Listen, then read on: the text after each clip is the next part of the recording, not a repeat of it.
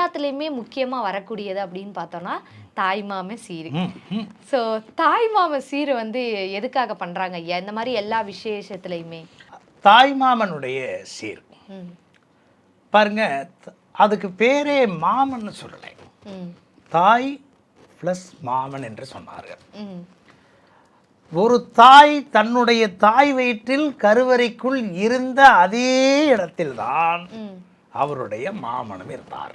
ஆமா இல்லைங்களா? அப்போ இந்த தாயும் மாமனும் ரெண்டும் ஒண்ணுதான்.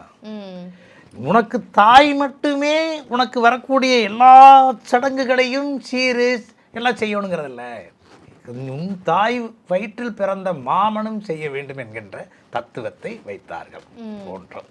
அப்போ ஒரே கருவறையில் இவர் கண்ணதாசன் ஒரு அழகா சொல்லுவார், கண்ணின் நிழல் போல நிலை நில்மணி போல கலந்து பிறந்தோமடா, இந்த மண்ணும் கடல் வானும் மறைந்து முடிந்தாலும் மறக்க முடியாதடா, உறவை பிரிக்க முடியாதடா. என்ன ஒரு அருமையான பாடல் பார்த்தீங்களா?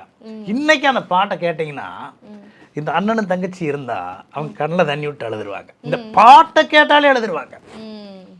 அப்ப அந்த உறவு எவ்வளவு சிறப்பான உறவு பாருங்க.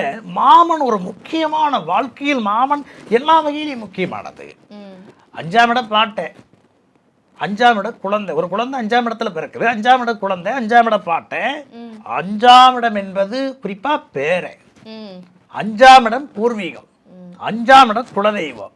அதே வரிசையில தாய் மாமனை கொண்டு வச்சாங்க. ஏன்? இப்போ ஒரு குழந்தை பிறக்குது, அந்த குழந்தை வளருது, அது வாழ்க்கைன்னு ஒன்று வர்ற போது அதுக்கு ஒரு பொண்ணுங்கிறது வேணும் இல்லையா அந்த குழந்தைக்கு? அப்ப அது யார் கொடுப்பான்? மாமன் தருகிறார். இன்னொரு வாழ்க்கையை யார் தருகிறார்?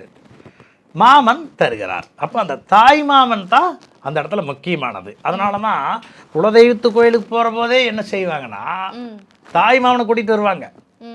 இவங்க மட்டும் போய் எல்லாரும் வந்து ஒரு கெடா வெட்டியோ ஒரு சாமிக்கு படையல் போட்டு சாமி கும்பிடுவது மட்டுமல்ல, அங்க மாமச்சர்னு அழைப்பாங்க. புரியுதுங்களா? அப்ப தாய் மாமன் சீர் என்பது இன்னொரு தாயை போன்றவர் மாமன் என்பதால் இதே புராணத்துல மாமனை வச்சிருந்தாங்க. எப்படி வச்சிருந்தாங்கன்னா, அவர் ஒரு ஜாதகத்துல மாமன் சரியில்லைன்னு எப்படி இருப்பாரு, மாமன் நல்லா இருந்தா எப்படி இருப்பார், ரெண்டே வரியில நம்ம எடுத்துக்கலாம். புதன் சகுனி, புதன் சகுனியும் புதனே, கிருஷ்ணனும் புதனே.